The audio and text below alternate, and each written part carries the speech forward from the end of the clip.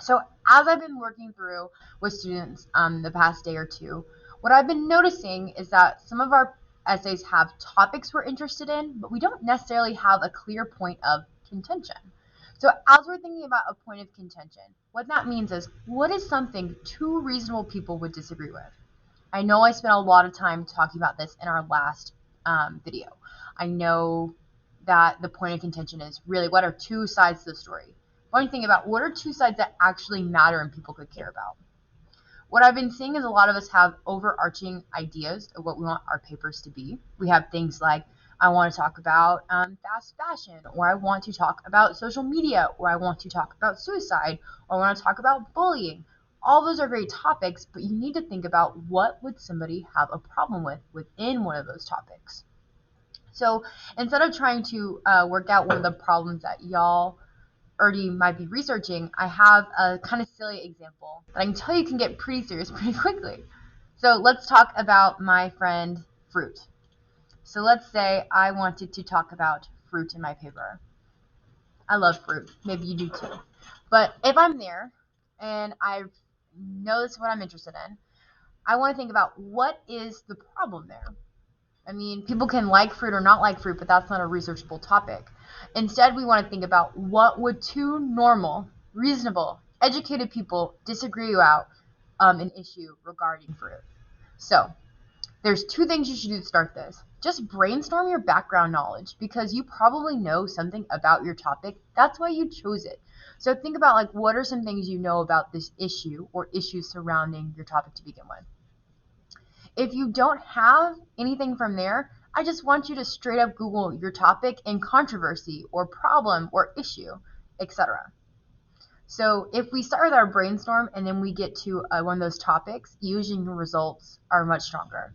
So for example, if I brainstorm what I know about fruit, I know that a lot of the fruit that we eat every day is transported from South America because we have different seasons, and for us to have fruit every day, if I want blackberries, no matter what the season, we have to have them imported from someplace that grows them. So I know a lot of our fruit is imported.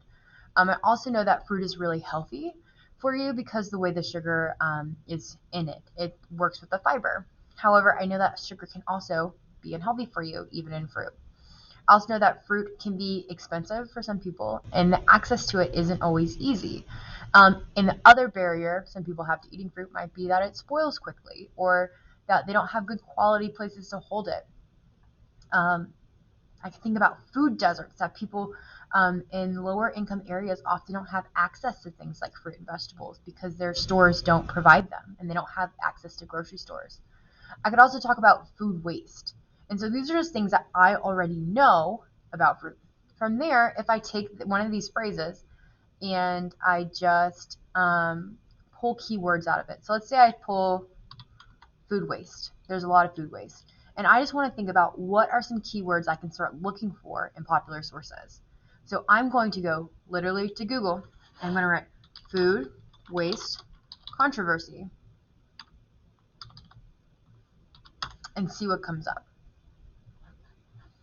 So I have a whole article right here that is the problem with food waste.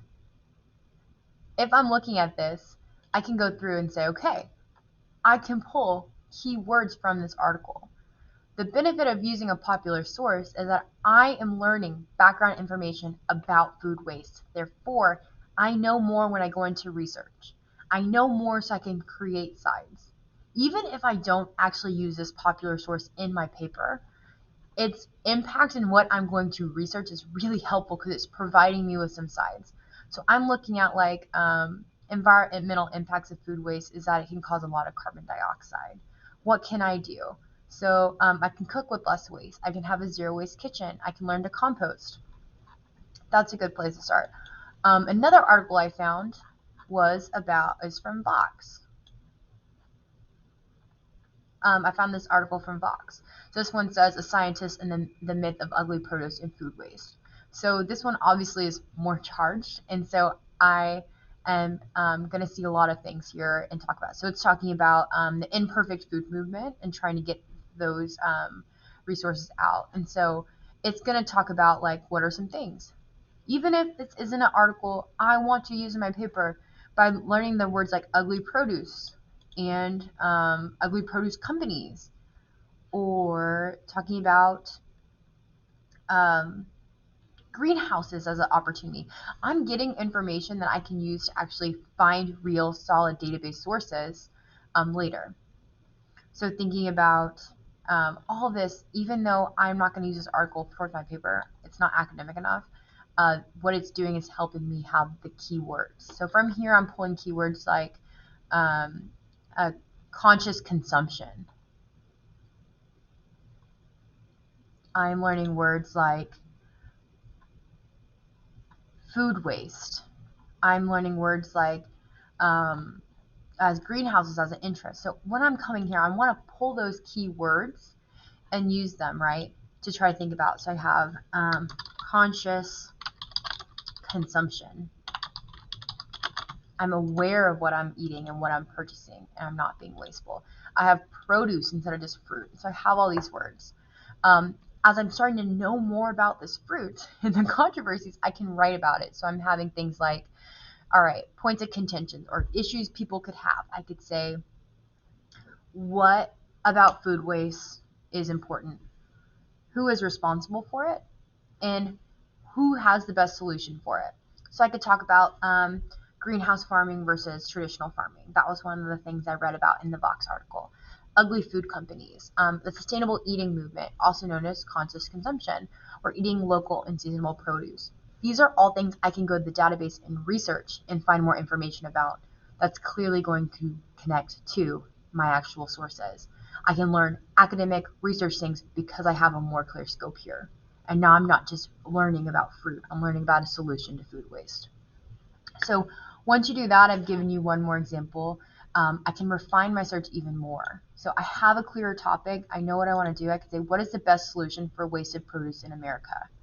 I'm giving us a location. I'm giving us a specific type of food, wasted produce, and thinking about what are solutions for the problem, not just what the problems are.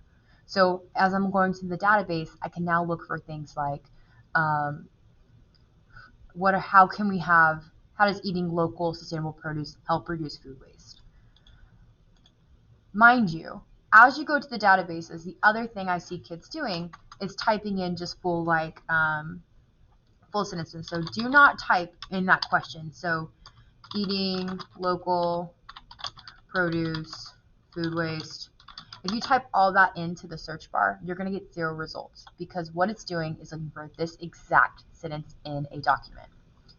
I'll show you a better way to search through a database using ands and or filters. So once I'm at the ACC databases, one of the best ones to use outside of opposing viewpoints and context is Academic Search Complete. It's going to be the very first one on the list of database sources.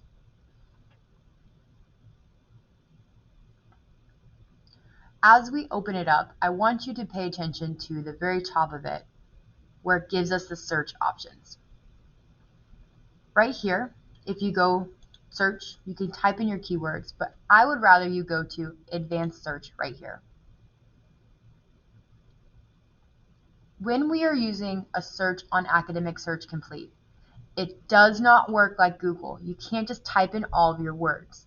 It's going to search for that exact phrase in the database if you do so. Instead, we want to use or and ands as filters. For example, let's say I want to talk about food waste. So I type food waste. I want to talk about produce, and I want to learn about solutions. And maybe I want to type in ugly foods. So those are those keywords that we talked about in the previous, from my key terms. If I search this though, I'm not going to get very many results. Let's see what it gives us. Because it's looking for that exact phrase in a sentence. So it actually says my initial query came back with no results. However, it's trying to figure it out. So if I go back and do this a better way, it's going to yield better results. Because initially it wants me to give me 0.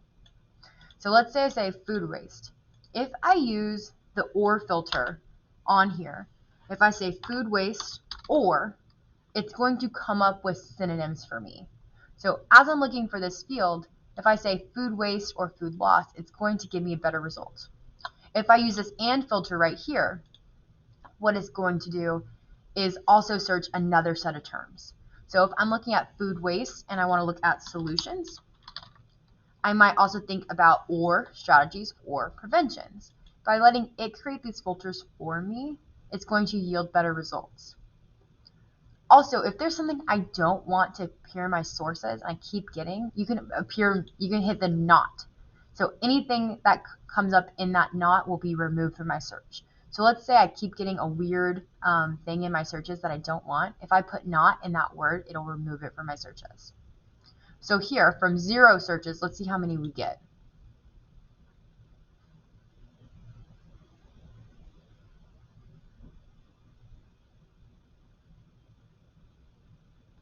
8,000. That's much better. So from 0 to 8,000 just from using these or food loss. On the left-hand side, you want to make sure you're using a scholarly peer-reviewed journal source to use your research because that's what's required of us. But you will have a lot more things to choose from. The last thing I want to tell you about when we are doing research is in this level of research, you might not find the perfect article to fit exactly what you're talking about and answer the question you're posing. That's because you are trying to add to the academic sphere. You're not going to find an article that exactly lays out your argument because you are responsible for laying out your argument. It is your job to explain how this affects your overarching question, what the solution is. So if I'm looking at this packaging strategies that save food, it's not going to explain why that's a better solution than the other one. That is your job to do it. As we're using these articles, we want to think about how they support our position, how they support our argument, and not trying to let them replace the thinking. Your job is to do the thinking. Your job is to explain why this matters. Good luck, and if you need any help, I will be back on Monday. Sorry I'm at my fellowship. If you have anything quick, shoot me an email. If not, I'll be here Monday after school, Wednesday after school, and Tuesday, Thursday before school. I'm happy to help you any way I can. Best of luck.